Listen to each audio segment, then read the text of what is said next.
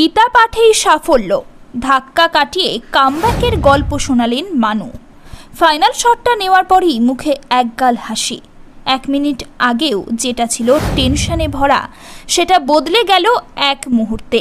পদক নিশ্চিত হতেই এক ধাক্কায় চাপটা কমল। একটুর জন্য রূপো হাতছাড়া হলেও তাতে আফসোস নেই তার, কারণ 2020 সালের টোকিও অলিম্পিক্সের ধাক্কা কাটিয়ে এই অলিম্পিক্সটা তার কাছে কামব্যাকের নয়, এই অলিম্পিক্সটা দেশের হয়ে পদকের খরা কাটানোরও।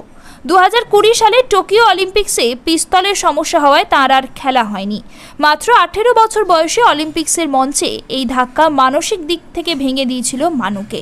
পরিস্থিতি এমন ছিল যে তিনি একটা সময় শুটিং ছেড়ে দেওয়ার কথা ভেবেছিলেন। টোকিওতে হারের ধাক্কা কাটাতে পরিবার মানুকে নিয়ে ছুটিতে যায়। সেখানে মানু কামব্যাকের সিদ্ধান্ত নেন। একটি সাক্ষাৎকারে জানিয়েছিলেন, কেটলি নিয়ে তিনি অনুশীলন শুরু করেন। অলিম্পিক্সে ধাক্কা খাওয়ার পর 25 দিন তিনি পিস্তল স্পর্শ করেননি। এরপর কামব্যাকের লড়াই শুরু করেন। 2022 সালে কায়রোতে বিশ্ব চ্যাম্পিয়নশিপে রূপো জেতেন। এরপর 2023 সালে বাকুতে বিশ্ব চ্যাম্পিয়নশিপে সোনা জেতেন। এরপর অলিম্পিক্স, আর নেমেই ব্রোঞ্জ। তবে 2021 সালের ব্যর্থতার পর 2024 সালের পোডিয়াম ফিনিশের লড়াইটা সহজ ছিল না। মানু ব্রোঞ্জ জেতার পর জানান কিভাবে তিনি কামব্যাক করেন। সাক্ষাৎকারে তিনি বলেন, আমি অনেক গীতা পাঠ করেছি, ফলের দিকে নজর না দিয়ে আমি পদ্ধতির দিকে নজর দিয়েছি।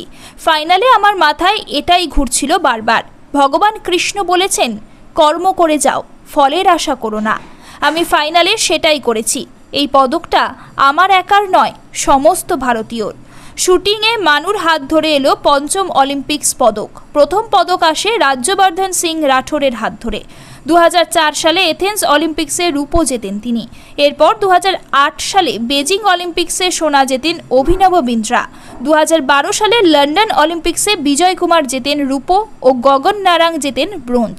2012 সালের পর 2024 সালে ফের পদক এলো শুটিংয়ে।